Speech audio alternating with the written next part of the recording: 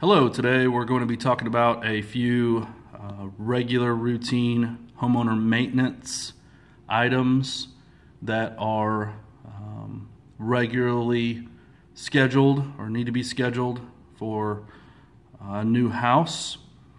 We're going to talk about a few important things, some cost-saving tips, again some maintenance things, some emergency shut-offs, and overall just generally some items that not only need to be maintained on a regular schedule, but also some little tips and some little pointers to save you some money and make sure you don't run into any unnecessary cost with any warranty on the house that is needed to be covered out of pocket. So the very first thing we'll talk about is the HVAC system.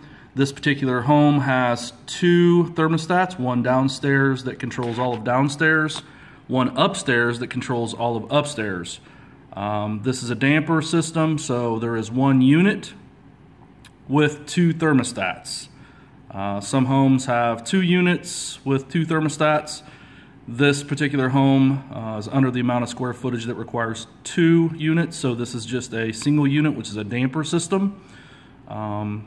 The most important thing here with the thermostat, if you want this thermostat to operate as a regular old-fashioned thermostat, there are two things that always need to be illuminated or lit up on the display. The first of those two items is this area right here. Let's focus in here, sorry. We got a window messing with us. The first item here will say permanent hold. You can tell right there on this top portion where it says permanent hold. Now there is a few buttons down here that can be pressed, usually accidentally or by mistake, where this will change to temporary hold, and you don't want that. That is a function of the programming portion of the thermostat, and if you're interested in programming it, there's instructions online. It's about a 32-page manual, so it's recommended to keep it as a regular old-fashioned. If you do want to program it, then you can do that. However, as an old-fashioned thermostat, always make sure that it is on permanent hold. If it gets changed to temporary hold, then you can press a couple of these buttons right here on the left, and you'll see that this changes back to permanent hold. So always make sure that permanent hold is lit up on the display there on the left-hand side. And the second thing on the thermostat is you want to make certain that the fan is always on auto. Okay, now you can turn the fan, phone has to focus here for a minute.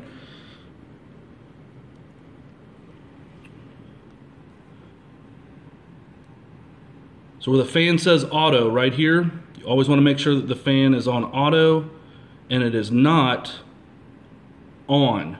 So you can change this to fan on, okay, but if you do that, only the fan is going to run, not the air conditioner, not the heater. So always make sure that that is on auto.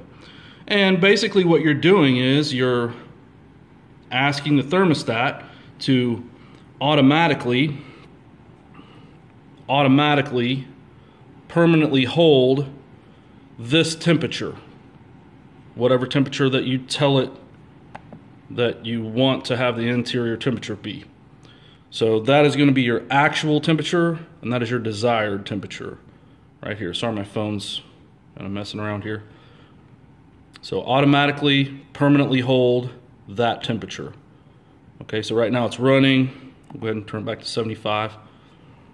All right, so that is probably the most important thing. We'll make sure you're comfortable in the new house. We're going to head up to the attic, and there's a couple maintenance features up in the attic that we'll need to look at up there that pertain to the HVAC system as well. All right, so we're here in the attic. This is the main, what they call air handler. Most folks call it a furnace unit. However, it handles the air conditioner and the heat airflow. So the first thing we need to do up here is the regular routine maintenance part of it, is replace the air filter. This is where your air filter is nowadays in any of the houses that are in this area, or any of the newer style houses. They require us to have a fresh air intake coming from the outside, so therefore, since we're bringing air from the outside into the house, we have to filter that air. So we have to have the filter in the air handler. So all we need to do is just unhook this latch right here, unhook this latch right here, and open this door here, and here you'll find the air filter. This one is just a common 20, I believe it's 20 by 25 by 1. Very common sizes. You can find them in any big box store, any grocery store. Most important thing when you replace your air filter is make certain that, first of all, the whole unit is not running. It's off. You can either do that by turning off the thermostat downstairs and upstairs to the off position, or you can wait for it to just kind of naturally shut down on its own. The last thing you want to do is try to be messing with this air filter here while the system is running. It's really difficult to pull the air filter out since air is passing through here. Same thing, it's really difficult to put it back in if the air is blowing through there pretty hard. So make sure it's off, and then it just slides right out. When you put the new filter back in, make certain that you put the filter back in. There's little rails up here, a little metal rail, and also on the bottom, you see it better there, the metal rail. Make sure that that filter gets slotted nicely and slid into both the top and the bottom of that metal rail. Last thing you want to do is push this thing in and it's not in the rail and it flops around and gets sucked into the unit. So just make sure it's secure in both rails there, and shut the door, pull the latch over, and that's it for the filter. Second thing, again, regular routine maintenance. This is what's called your primary drain.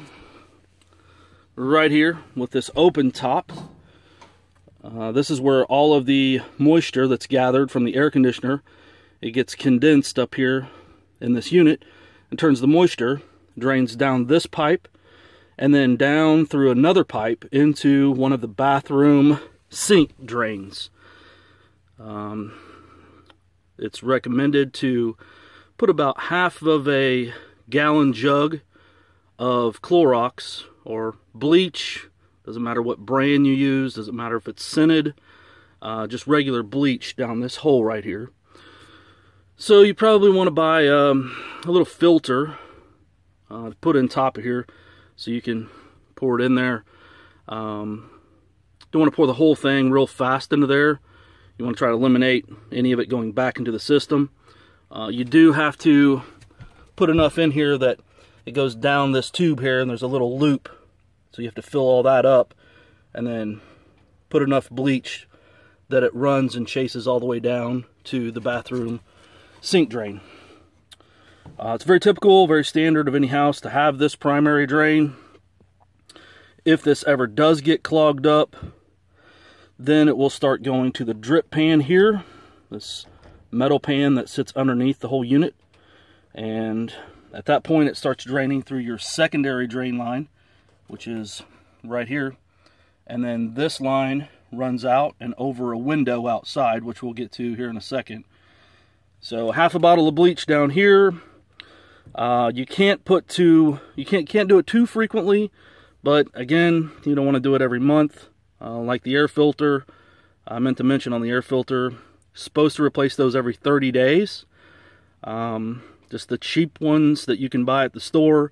If you do buy the high grade filters, the microbacterial or antibacterial microfiber filters, those will pull and drag on the system, and essentially you're decreasing the life of the system if you buy those upgraded filters. So I would just buy the cheap filters, just replace them every 30 days. That's actually what the HVAC companies also recommend doing as well.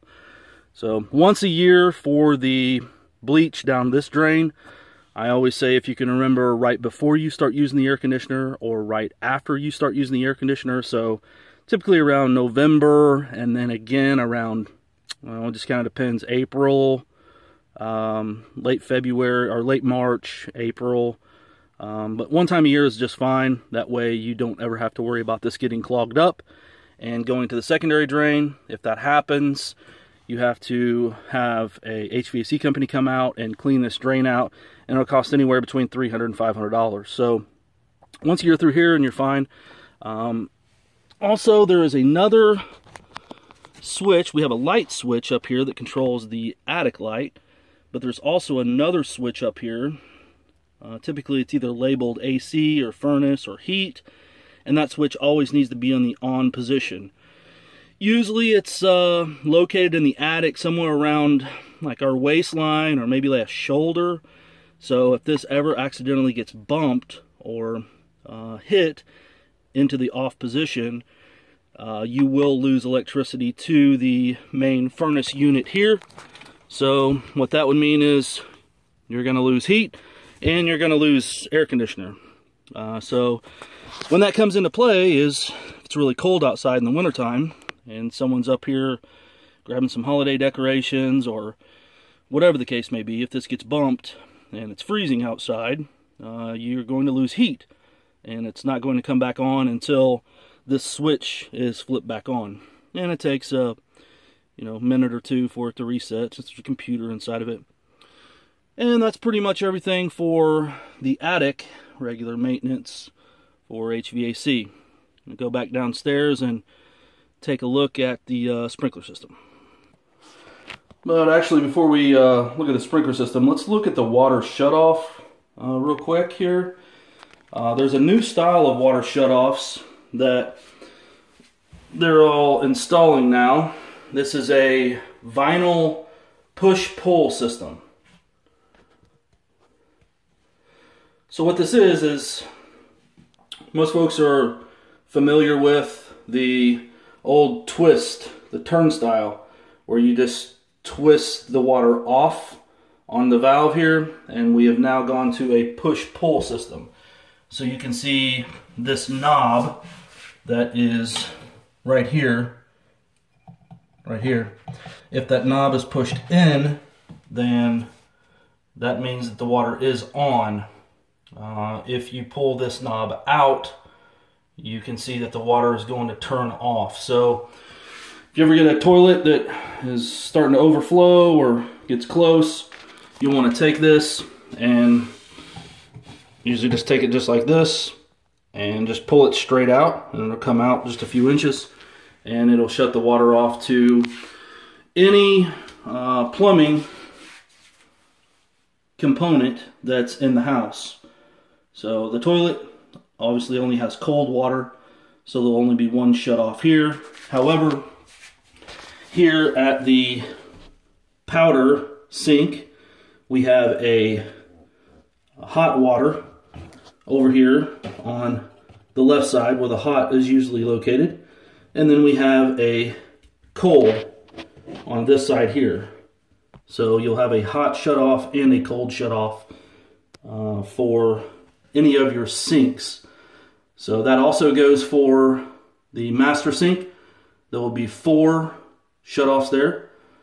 One for the hot on one side, one for the cold, and then you have 2 sink bowls, so there'll be 4 total, and then another for the hot and another for the cold.